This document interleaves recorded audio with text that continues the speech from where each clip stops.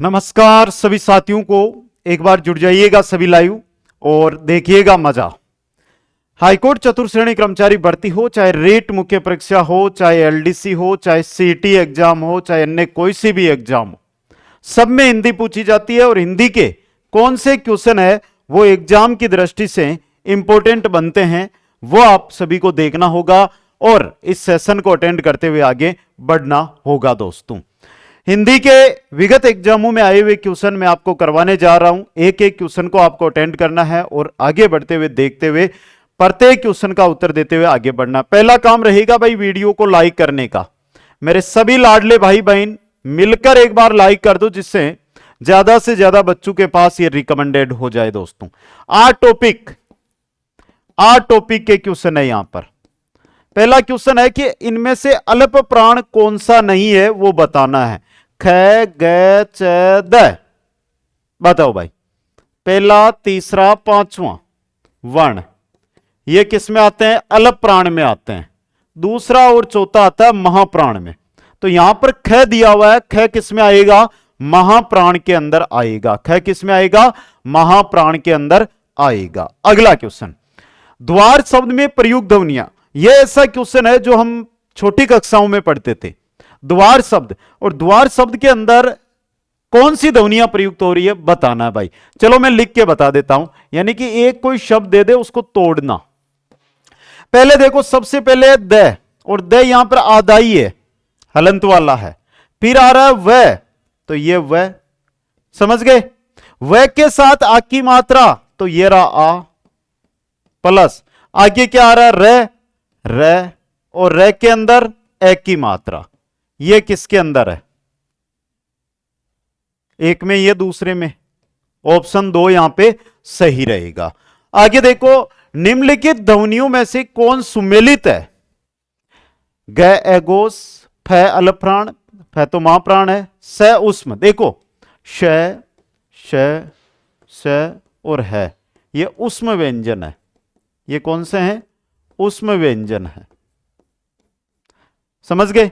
तो ये सही है आपका। ये क्या हो गया? सही हो गया। किस विकल्प में सभी घोष ध्वनियां हैं? सभी घोष और अघोष। घोष बोल दो, सघोष बोल दो, एक होता है, लेकिन घोष और अघोष ये अलग अलग होते हैं। तो यहां पर हमें क्या पूछा है कि घोष ध्वनियां किस विकल्प में, वो बताना है। घोष ध्वनियां ये रही, ग और ग, ग और ग। तीसरी, चौथी, पांचवी वर्ण, तीसरा, चौथा, पांचवा वर्ण घोष में आता है भाई। किस क्रम में? व्रतमुखी स्वर नहीं है, यहां पे पूछा गया। अब व्रतमुखी का मतलब जिस स्वर को हम अगर बोलते हैं और हमारे जो मुंह की आकृति है वो व्रत के आकार गोल आकृति होती है, तो वो व्रतमुखी होगा। जिसमें व्रतमुखी नहीं होगा वो ओ, उ, आ, यह अव्रतमुखी के अंदर आएगा। नेक्स्ट है, निम्नलिखित शब्दों में से कौन सा शब्द शब्दकोश में पहले आएगा? बहुत अच्छा क्वेश्चन है। देखो, ग्रहण, ग्लानि, गुरु, ग्रहित। इनमें से सबसे पहले जो लिखा जाएगा वो लिखा जाएगा गुरु। कौन सा? गुरु। क्वेश्चन 7, निम्नलिखित में से कंठ तालव्य स्वर कौन से हैं? यानी कि कंठ तालव्य उच्चारण स्थान की दृष्टि से देखा जाए, जिनका उच्चारण स्थान कंठ तालु होता है, वो कौन से हैं? बताइए दोस्तों। कंठ तालु होता है ए और आई, ए और आई। दोस्तों, नेक्स्ट क्वेश्चन है, अयोगवा कहा जाता है। अयोगवा किसको कहा जाता है? बताओ इनमें से। और मैं बता देता हूं, कुचामन ऑनलाइन क्लासेज एप्लीकेशन, जिस पर किन किन भर्तियों के लाइव बैच आपको मिलेंगे। पहले लिख लो भाई सीटी, चाहे 10+2 हो, चाहे आप स्नातक स्तर से तैयारी कर रहे हो। ठीक है। हाईकोर्ट की कौन कौन तैयारी कर रहा है भाई? हाईकोर्ट 4th ग्रेड का कोर्स मिल जाएगा भाई। रीट की तैयारी कौन कर रहा है? रीट मेंस का कंप्लीट कोर्स मिल जाएगा। रीट मेंस, रीट पात्रता वाले भी बहुत सारे साथी होंगे, रीट पात्रता का भी मिल जाएगा। 2nd ग्रेड की कौन कौन तैयारी कर रहा है? 2nd ग्रेड का कंप्लीट जीके का जो पेपर है वो आपको मिल जाएगा। आगे मैं बात करता हूं पीटीआई की।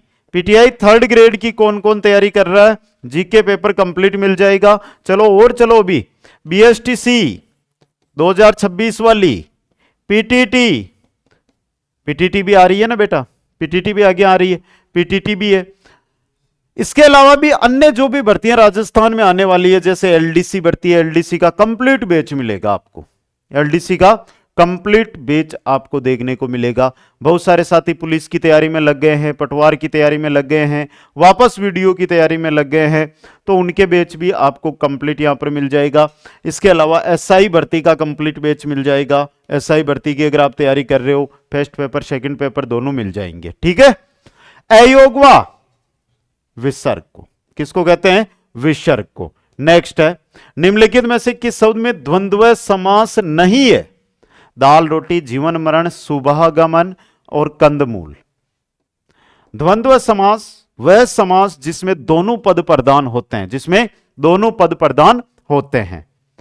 किस शब्द में अव्ययी भाव समास है? महादेव, पंचतंत्र, यश प्राप्त, आजीवन। आ अव्यय तो आजीवन, ठीक है। आगे देखो, दिन भर शब्द में कौन सा समास है?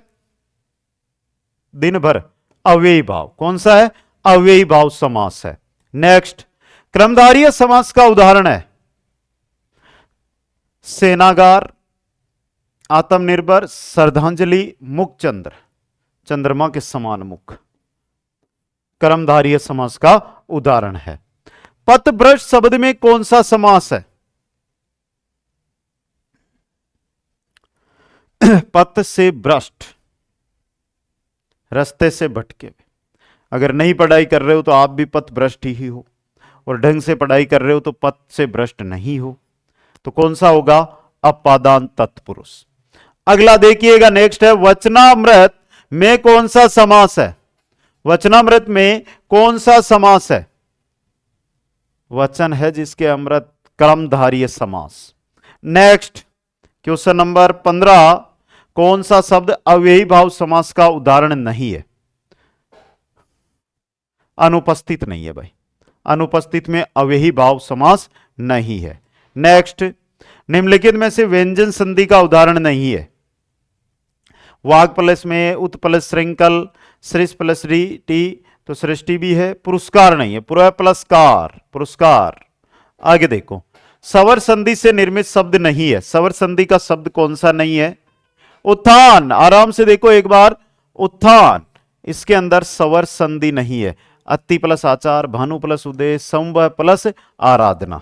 नेक्स्ट, निम्नांकित में से वर्दी संधि का उदाहरण देख के बताना है। वर्दी संधि की एक पहचान होती है भाई, वर्दी संधि जब भी पूछी जाए तो दो मात्राएं आपको देखने को मिलेगी, ऊपर दो मात्राएं मिलेगी, जैसा कि यहां पर आपको सदैव में देखने को मिल रहा है। सदैव में दो मात्राएं हैं, मतलब ये वर्दी संधि का उदाहरण है। क्वेश्चन 19, उच्चारण में कौन सी संधि है? उत प्लस चारण, उसका विग्रह होता है उत प्लस चारण, और तय च के अनुसार च में बदल जाता है, तो यहां पर आपकी व्यंजन संधि हो जाती है। कौन सी हो जाती है? व्यंजन संधि हो जाती है। उपर्युक्त शब्द का सही संधि विच्छेद होगा। शब्द दिया है उपर्युक्त। देखो बेटा, उपर्युक्त का विग्रह होता है ऊपरी प्लस उक्त, ऊपरी प्लस उक्त, तो यह रहा आपका ऑप्शन ए सही रहेगा। नेक्स्ट क्वेश्चन, निम्न में से कौन सा गुण संधि का उदाहरण नहीं है? गुण संधि, और गुण संधि की ट्रिक होती है, आपको ऊपर की तरफ एक मात्रा देखने को मिलेगी, एक मात्रा, एक मात्रा। महर्षि, महर्षि के अंदर री आ गई है, र, यहां पर मात्रा नहीं है, र की मात्रा आएगी, लेकिन पृथ्वी प्लस ईश्वर, दीर्घ संधि, दीर्घ संधि है। आगे देखो भाई, नमस्ते का सही संधि विच्छेद, नमः प्लस ते, विसर्ग संधि होती है नमस्ते में। नेक्स्ट, सोना शब्द है क्रिया विशेषण, सर्वनाम विशेषण। सोना, सोना जाति का बोध करा रहा है, समझ गए। अगला क्वेश्चन, व्याकरण की दृष्टि में प्रेम शब्द क्या है? अच्छा, चेहरे खिल गए, भाववाचक संज्ञा है बेटा। प्रेम क्या है? भाववाचक संज्ञा। विशेषण से भाववाचक बनने वाला शब्द, यानी पहले वो विशेषण था और विशेषण यानी किसी की विशेषता बता रहा था, अब वो भाववाचक संज्ञा में बदल गया है। जैसे कि रमेश शिष्ट व्यक्ति है, शिष्टता, ये क्या हो गया? भाववाचक। क्वेश्चन है, भाववाचक संज्ञा के अंतर्गत आते हैं, क्या आते हैं? गुणदोष, गुणदोष ही आते हैं ना, तो ये रहा गुण दोष। आभूषण, दिशाएं, पशु पक्षी व्यक्तिवाचक में आती है बेटा। तुम्हें धोखा नहीं देना चाहिए था, वाक्य में धोखा संज्ञा है। धोखा संज्ञा है, कौन सी संज्ञा है? धोखा। धोखा एक गुण दोष है, मतलब कौन सा हो गया? भाववाचक। धोखा कौन सा हो गया? भाववाचक। नेक्स्ट है अनेकार्थी। अनेकार्थी शब्द पतंग का निम्नलिखित में से एक अर्थ नहीं है। पक्षी है, सूर्य है, बादल नहीं है, पतिंगा भी है। पतिंगा भी होगा दोस्तों। नेक्स्ट, निम्नलिखित में से हरि शब्द का प्रयोग किसके अर्थ में नहीं होता है? बताओ जल्दी से।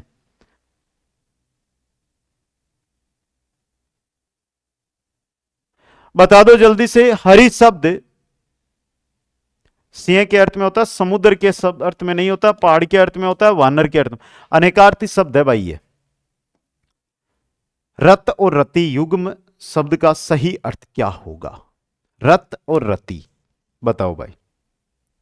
मैं भगवान की भक्ति में लीन हूं, रत हूं। भगवान की भक्ति में रत हूं, लीन हूं। समझ गए? तो एक यही बनेगा, लीन प्रेम। तो रति का अर्थ क्या हो जाएगा? प्रेम। क्वेश्चन 31, मणि मणि शब्द युग्म का सही अर्थ होगा। ये पहली जो मणि है ना, ये रत्न दर्शाती है, और ये दूसरी मणि है ना, ये सर्प दर्शाती है। रत्न सर्प, रत्न सर्प। नेक्स्ट, आचार शब्द है, तत्सम तद्भव देशज विदेशज। आचार शब्द कैसा शब्द है भाई? सर जी पता ही नहीं। कोई बात नहीं, तत्सम शब्द। आचार कैसा होता है? तत्सम शब्द होता है। नेक्स्ट, निम्नलिखित में से तद्भव शब्द कौन सा है? पंची है तद्भव। तो तद्भव कौन सा है? पंची शब्द तद्भव शब्द के अंतर्गत आता है। योगरूढ़ शब्द है, कान, घुड़सवार, नाक, पंकज। योगरूढ़ शब्द कौन सा है? तो योगरूढ़ शब्द रहेगा आपका पंकज। कौन सा रहेगा? पंकज शब्द। नेक्स्ट क्वेश्चन है, काम शब्द का तत्सम रूप है। काम का तत्सम रूप क्या होता है? चलो लाइक करके बताओ। एक काम आपको मैं भी सौंप रहा हूं। अरे बेटा, एक कर्म आपको मैं भी सौंप रहा हूं कि सभी लाइक कर दो जल्दी से। यह कर्म करना ही है भाई आपको। चाय आगत शब्द है। चाय शब्द किस भाषा का शब्द है? कहां से? हिंदी में आया है। चाय है विदेशी भाषा का, और विदेशी भाषा के अंदर चीनी भाषा का शब्द है। ये किसका है? चीनी। चाय में चीनी गिरती है ना, तो चीनी भाषा का। जरा का विलोम शब्द क्या होता है? जरा और जरा का विलोम शब्द क्या होता है? तो जरा का विलोम शब्द होता है यौवन। जरा का विलोम शब्द क्या होता है? यौवन होता है दोस्तों। नेक्स्ट क्वेश्चन है, अल्पज्ञ का विलोम क्रम क्या है? अल्पज्ञ जो बहुत कम जानता हो, जो बहुत ज्यादा जानता हो, उसे सर्वज्ञ कहते हैं। तो अल्पज्ञ का क्या हो जाएगा? सर्वज्ञ। अल्पज्ञ का क्या हो जाएगा? सर्वज्ञ दोस्तों। नेक्स्ट क्वेश्चन है, हर्ष का विलोम क्या होगा? खेद, वेदना, दुख या विषाद? हर्ष खुशी। बताओ भाई। हर्ष का विलोम इनमें से होगा विषाद। क्या होगा? विषाद। दुख सुख, सुख का दुख होता है, समझना। आगे देखो नेक्स्ट, राजा का विलोम इनमें से क्या होगा? नहीं है, इनमें से नहीं है। प्रजा, रानी, सेनापति, रंक। 30 सेकंड का समय। जिनको उत्तर पता है वो लाइक और शेयर करें, जिनको नहीं पता है वो भी लाइक और शेयर करें और इस वीडियो को देखें। बताइए आप। देखो, राजा का विलोम शब्द इनमें से नहीं है, सेनापति। बाकी राजा का प्रजा भी होता है, रानी भी होता है, रंक भी होता है। आगे देखो, सन्यासी का विलोम शब्द क्या होगा? सन्यासी। सन्यासी 60-70 साल का हो ना, जिस दिन बनू मैं पहली कौन बनू, अपन नौकरी नहीं लग गया तो सन्यासी वालों जीवन जी सका। ग्रस्त क्या होगा? ग्रस्त। अगला देखो, अधिक परिश्रम से कम लाभ होना किस कहावत का अर्थ है? खून पसीना एक करना, ऊंची दुकान फीके पकवान, खोदा पहाड़ निकली चुईया, नाम बड़े दर्शन छोटे। ये तो जो आप 4,000, 5,000, 10,000 में कोर्स ज्वाइन करते हो ना, तो उनके नाम तो बड़े होते हैं और फिर दर्शन उनके छोटे होते हैं। ये भी सही है ना। खोदा पहाड़ निकली चुईया, खोदा पहाड़ निकली चुईया। अगला क्वेश्चन, बेसिक क्वेश्चन, चिराग तले अंधेरा लोकोक्ति का उपयुक्त अर्थ है? अपने आसपास की परवाह न करना, जहां जरूरी हो वहीं उजाला करना, निकट के दोस्त को न देख पाना, दूसरे लोगों का ध्यान रखना। दीपक जलता है, इसकी रोशनी, यहां पर तो रोशनी है इसकी, लेकिन यहां अंधेरा है, तो चिराग के तले तो अंधेरा ही है ना, मतलब निकट के दोस्त को न देखना, निकट के दोस्त को न देखना। नेक्स्ट है आग बबूला होना, वो तो आप 5वीं क्लास में ही पढ़ लियो। आग बबूला होना, आग बबूला होना मतलब बहुत गुस्सा होना, बहुत गुस्सा होना।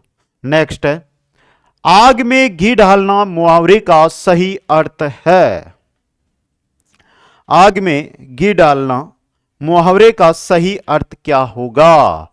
क्या होगा? क्रोध भड़काना। क्या होगा? क्रोध भड़काना। समझ गए? तो ये थे आज के इस टेस्ट में 45 क्वेश्चन हिंदी व्याकरण के। बाकी हाईकोर्ट को लेकर स्पेशल बैच है। इसी प्रकार आपको हर एक भर्ती, देखो चाहे आप सीटी की तैयारी कर रहे हो, ध्यान से देख लेना, दोनों लेवल का, रीट चाहे परी हो चाहे मेंस हो, एसआई, हाईकोर्ट, कर रहे हो तैयारी, एलडीसी, बीएसटीसी, पीटीटी, आपके परिवार में से कोई आर्मी की भी तैयारी कर रहा होगा, एसएससी जीडी की भी तैयारी कर रहा होगा, रेलवे की भी तैयारी कर रहा होगा,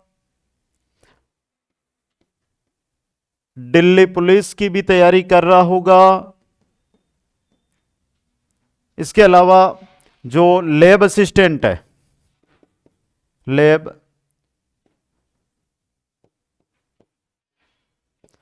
असिस्टेंट, लैब अटेंडेंट, ये जो तमाम भर्तियां, और इनके अलावा भी आप जब ऐप पे जाओगे तो आपको और जो भी भर्तियां, अन्य भर्तियां, उन सभी के लाइव रिकॉर्ड, टेस्ट सीरीज, पर्सन बैंक, सब कुछ नाम मात्र शुल्क में।